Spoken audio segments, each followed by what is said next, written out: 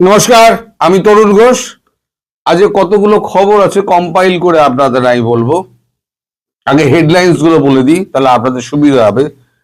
এক হচ্ছে ওয়াকারের হুমকিতে উপদেষ্টাদের শপথ, মানে যে সমস্ত উপদেষ্টার শপথ গ্রহণ অনুষ্ঠান ছিল সেটা হলো না।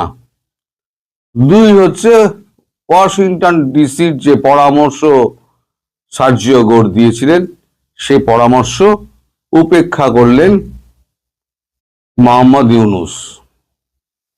তিনি বলেছেন, কেন আমি পদত্যাগ করব? অনেকেই আমার পদত্যাগ চেয়েছেন, কেন আমি পদত্যাগ করব?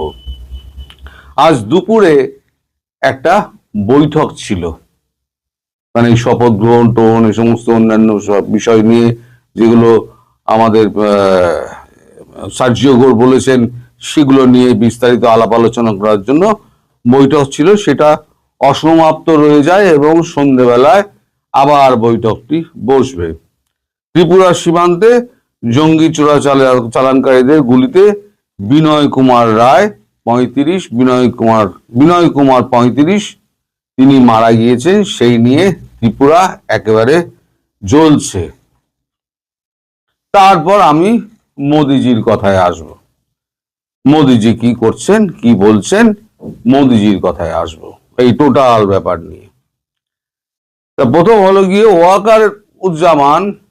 আমি ধরুন দুদিন আগে আমি যে একটা খবর করেছিলাম যে আপনাদের স্বরাষ্ট্র উপদেষ্টা তিনি পদত্যাগ করেছেন।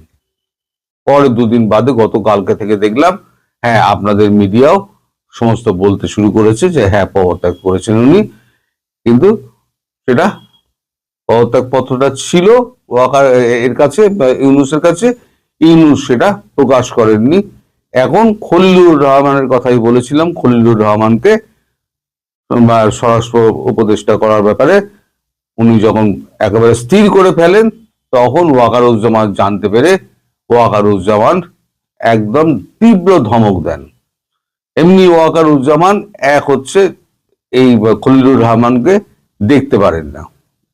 আপনার মনে আছে ওনার ওই এতে ঢোকা, ওনাদের ক্যান্টনমেন্টে ঢোকা ওনার নিষেধ করে দিয়েছিলেন ওয়াকারুজ্জামান।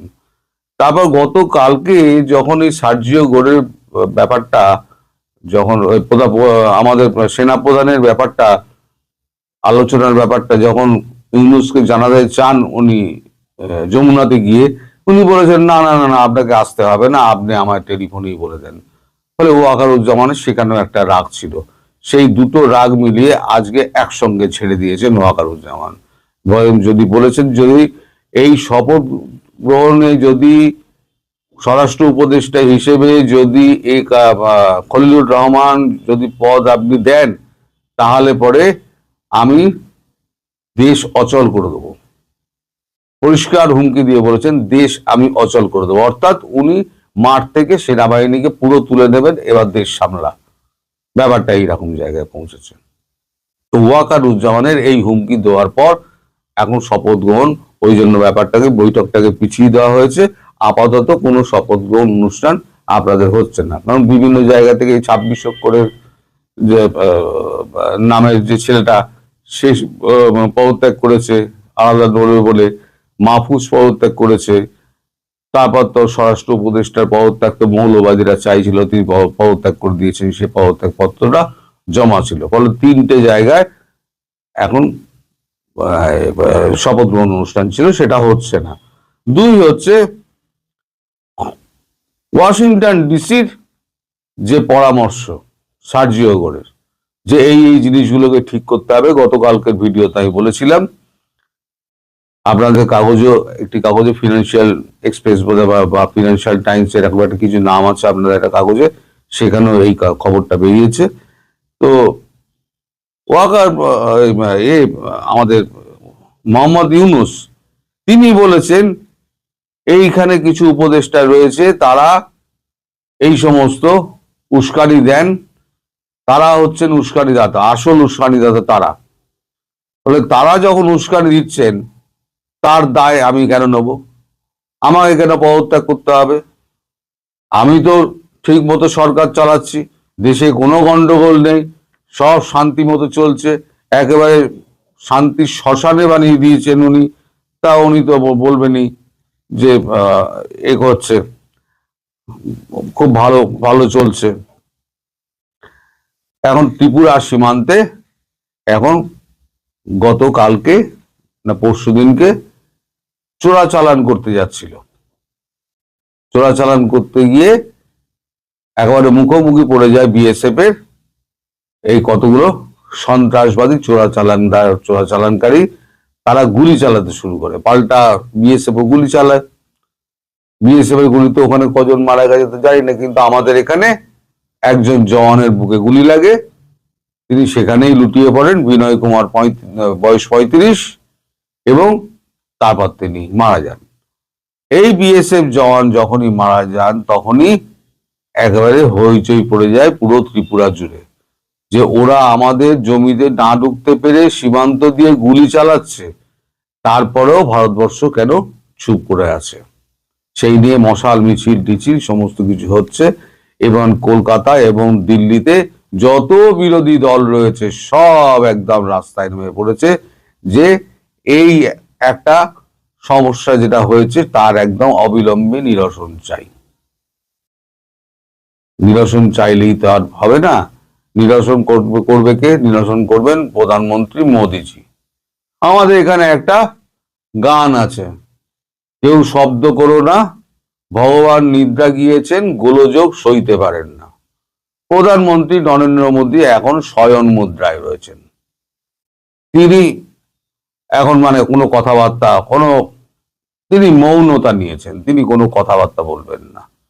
এখন বিরোধীরা বলছে আরো চাল ডাল তেল নুন আরো পাঠিয়ে দিন, আরো বাড়লে কিছু তেলও দিয়ে দিন, মানে পেট্রোল ডিজেলও কিছু দিয়ে দিন। তুষ্টিকরণের রাজনীতি দিয়ে যদি আপনি মনে করেন বাংলাদেশকে আপনি শান্ত করবেন, তাহলে আপনার সে আশায় জল ঢালা হবে। এটা আপনি করবেন না।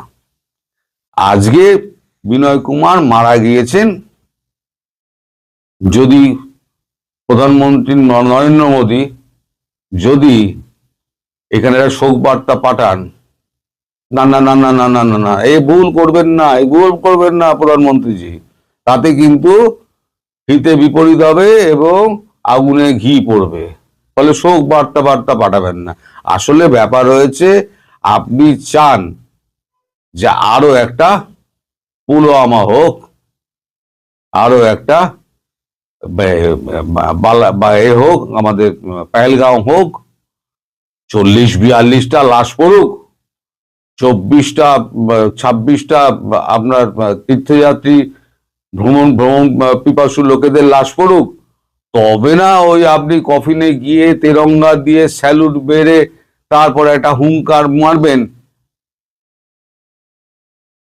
চুন চুন কে মারুঙ্গা, আপ খিচ মেরি ফটো, তবে আপনার শান্তি হবে। তার আগে আপনি কিছুই করবেন না। আপনি স্থির করে নিয়েছেন। ফলে যদি আপনি এখন শোক বার্তা পাঠাতে চান, তাই আমি বললাম যে সেটা আগুনে ঘি পড়বে। সুতরাং আপনি শয়ন মুদ্রায় যখন আছেন, শয়ন মুদ্রাতেই আপনি থাকুন।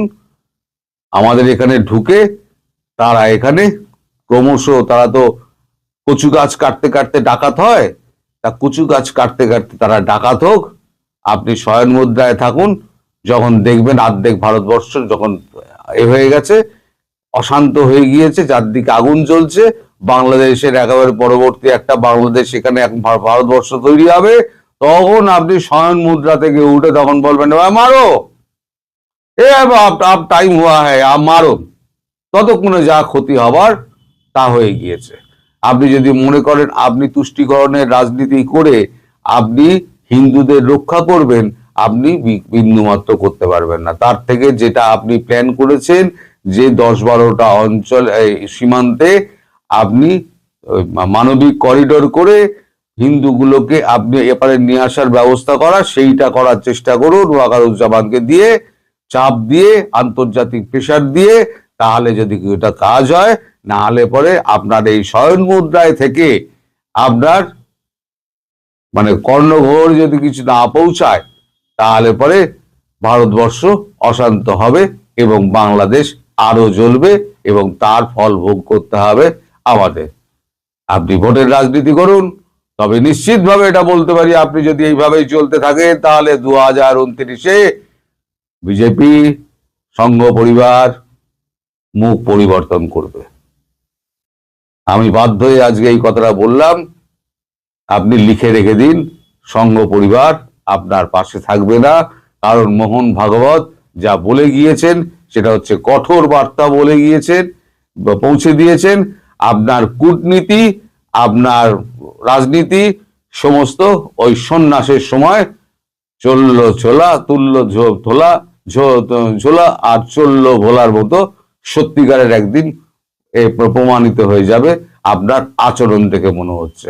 সবাই ভালো থাকবেন, সুস্থ থাকবেন এবং সাবধানে থাকবেন। আর প্রধানমন্ত্রী মোদীজি, আপ প্রভু নমস্কার, নমস্কার হো আপ।